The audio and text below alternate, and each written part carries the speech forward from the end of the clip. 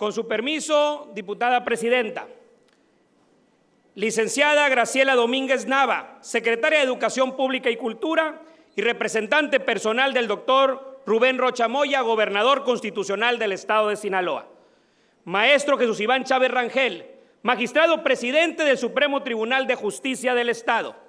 Saludo muy afectuosamente a los integrantes de las grandes y nobles comunidades y pueblos indígenas de Sinaloa que nos llenan de orgullo y enriquecen nuestra identidad.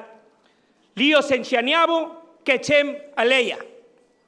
Compañeras y compañeros diputados integrantes de la 64ª legislatura, medios de comunicación, público que nos acompaña en esta importante sesión y a quienes nos siguen a través de las diferentes plataformas de comunicación. Felipe Bachomo fue un líder indígena del Valle del Fuerte, quien vivió desde su niñez como los niños lloremes de aquella época, con carencias y muchas dificultades. Fue de origen muy humilde, que pasó su niñez en la milagrería de la lucha por sobrevivir. Sin lugar a duda, esto moldeó su personalidad e ideales. Desde muy chico se acostumbró a ser proveedor de su casa, por lo que recorría las milpas para llevar maíz y fruta a la mesa. Fue educado en un entorno cultural totalmente endoétnico, no asistió a la escuela y solo habló yoreme hasta los 7 años. Dicen los historiadores que no sabía leer ni escribir, pero sí manejar los centavos y dar feria. Trabajó con don Ramón Heredia como botero de burro para llevar agua a la higuera de los Natochi, Jaguara, La Constancia y Mochicahui. En estas andanzas, Felipe tuvo la oportunidad de conocer a toda la gente de esas comunidades. En esas correrías de botero entró en relación con la familia Cázares Heredia, con quien empezó a trabajar a los 12 años de edad, primero como mandadero y después como aprendiz de caballerango. Heberto Sinagagua escribió en Sinaloa Historia y Destino que Felipe Bachomo vivió enamorado de una de las hijas de don José María Cázares, el rico hacendado que le había dado trabajo, una joven de nombre Elvira. Tiempo después fue aprendiz de un carpintero con el que fue a Sonora. Ahí conoció las luchas del pueblo yaqui y sobre los violentos embates que tuvieron con el gobierno. Para las comunidades y los pueblos indígenas, aquella fue una época impregnada del sabor amargo que devenía de la explotación indígena. Explotación que en nuestros tiempos no debe de ser permitida ni tolerada.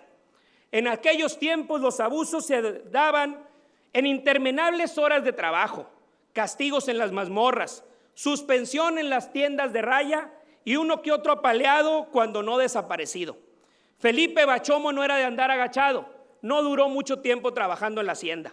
En aquella época, en Sinaloa se vivió una ebullición política en la confrontación de Ferrell con Redo por la gobernatura del estado. Asimismo se vivía la campaña antireeleccionista de Madero. En ese tiempo, Bachomo ya era un guerrero hecho y derecho. Formó parte de las filas de Rodolfo Ibarra de Vega, con las armas de José María Ochoa, apegado a Macario Gagiola y anduvo desde Agua Prieta hasta Mazatlán. Un día lo mandaron llamar en Camayeca, estando la suprema autoridad de los pueblos depositada en el Consejo de Ancianos. Ahí fue designado Misillowe, el gato mayor, vocero, mandamás y mensajero de toda la yomelada del norte de Sinaloa. A la muerte de Francisco y Madero, Felipe Bachomo se levantó en armas y a partir de entonces se abrió un nuevo capítulo en la revolución de todo el país. No fue aliado de Carranza, tampoco de Huerta, no entendía de política, solo estaba al frente de los que reclamaban lo que era suyo. Por instinto se lanzó a la revolución defendiendo la única bandera legítima que él consideraba, el despojo de las tierras de que habían sido víctimas los indígenas del norte de Sinaloa. El 1 de mayo de 1911, los mayos de San Miguel Zapotitlán, Mochicahui, Jaguara y Camayeca, armados la mayoría con arcos y jaras y algunos pocos con pistolas y carabinas, se incorporaron a las fuerzas del general Rodolfo Ibarra Vega en San Blas. En abril de 1914, en Ahome, latifundistas apresaron a muchos indígenas y los querían sacrificar ante una rebelión por la explotación feudal. Bachomo de inmediato les cayó con su gente. A sangre y fuego liberó a sus hermanos de raza La toma de Ahome le dio a Felipe Bachomo fuerza y autoridad. La gran capacidad estratega de Felipe se observó en la batalla de Navojoa y en la de Jaguara, donde embarulló a las tropas de Mateo Muñoz y de José Gonzalo Escobar. En esta última, salvó la vida y de caer preso al general Juan M. Banderas. En 1915, Felipe Bachomo, quien se había resistido a hacerlo, se incorpora a las fuerzas de Villa, avanzando hacia el estado de Sonora. Ahí se unió al general Maytorena. La lucha lo obligó a dejar su tierra e ir al estado de Sonora. Durante el avance, en una estación cerca de Navojoa, le dieron una terrible noticia. Había pasado un desastre en Jaguara que culminó con la matanza de indígenas a manos de las fuerzas de Carranza, lo que lo conmovió profundamente. Nunca se perdonó haber dejado a su gente y a su pueblo. Ante esto, ordenó el retiro de su gente, lo que molestó a los jefes norteños. En el retorno se dio cuenta que sus hermanos estaban destrozados moralmente. Posteriormente se suscitó un combate en Mova, Sonora, en la que fue superado y para evitar el exterminio de los suyos, ordenó la retirada y huyeron a la Sierra de Sonora.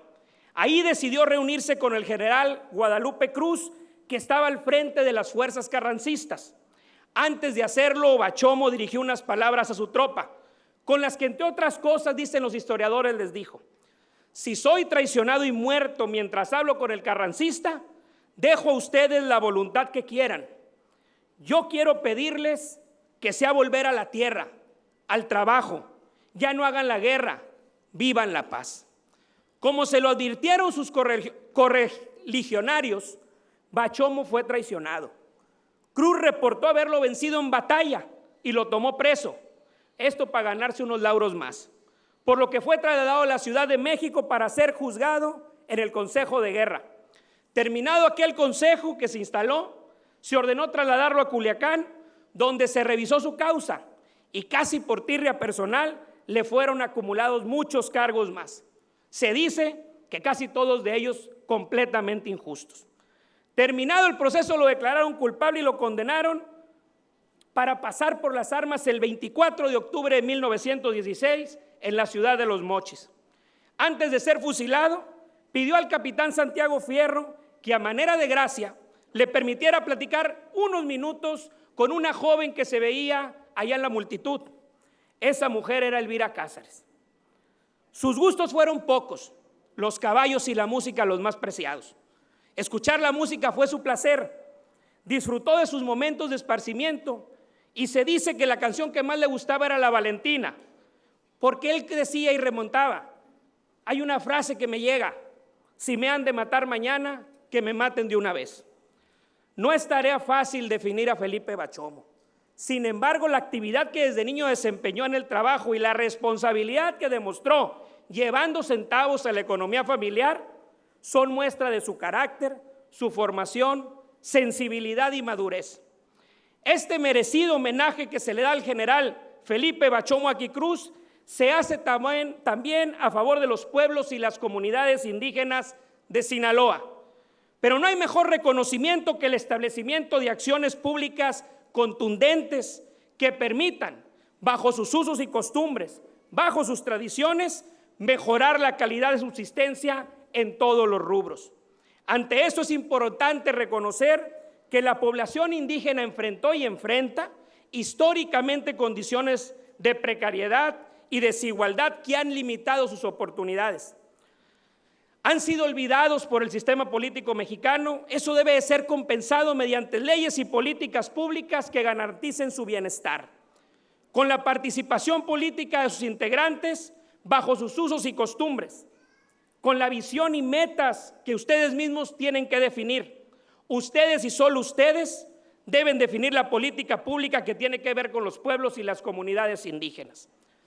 La cultura de nuestro estado, de nuestros pueblos Yoreme Mayo, Tarahumara, Tepehuanos del Sur, los originarios residentes y transitorios en el estado de Sinaloa, es rica en su contenido y debe hacernos sentir orgullosos, presumirlas e incentivarlas para su supervivencia en las futuras generaciones. No obstante, el Estado debe concretarse en materializar acciones. En este sentido, Debo decir, a nombre de mis compañeras y compañeros diputados de esta 64ª legislatura, en los cuales hago un reconocimiento a todas las fuerzas representadas, que en los próximos días estaremos realizando reformas y adiciones a la ley de gobierno municipal y a las de instituciones y procedimientos electorales, con el objeto de establecer la representación indígena ante los ayuntamientos, así como garantizar que en la integración de los mismos se incluya al menos una fórmula de personas pertenecientes a los pueblos originarios, la cual debe acreditar que en realidad sea indígena. Estoy seguro que con el apoyo del gobernador constitucional, el doctor Rubén Rocha Moya, estas reformas y muchas más serán una realidad. Podrán aplicarse en el próximo proceso electoral. Eso es a lo que aspiramos. Quiero aprovechar para hacer un reconocimiento institucional al doctor Rubén Rocha Moya, porque hemos visto que en el ejercicio de su gobierno ha mantenido una estrecha relación con los pueblos y comunidades indígenas del estado de Sinaloa. Asimismo, reconocer que se ha impulsado el establecimiento de una relación entre poderes basada en los principios democráticos, mediante el diálogo circular y constructivo que estoy seguro habrá de generar beneficios siempre para las y los sinaloenses. A Felipe Bachomo Aquicruz se le debe reconocer el aporte realizado de libertad a la conciencia social de los lloremes. La inscripción en letras doradas en el muro de honor de este recinto legislativo del gran Felipe Bachomo debe ser recordado por esta y las siguientes legislaturas, que existe una deuda pendiente con nuestros pueblos originarios y que es preciso saldarla. Saldarla invirtiendo en la consolidación de sus derechos fundamentales, disminuyendo los niveles que presentan los indicadores de carencias sociales en servicios básicos, espacios de vivienda, además de preservar su entorno, costumbres y lenguas, que es igual de importante que todo lo antes referido. Finalmente, termino con lo siguiente.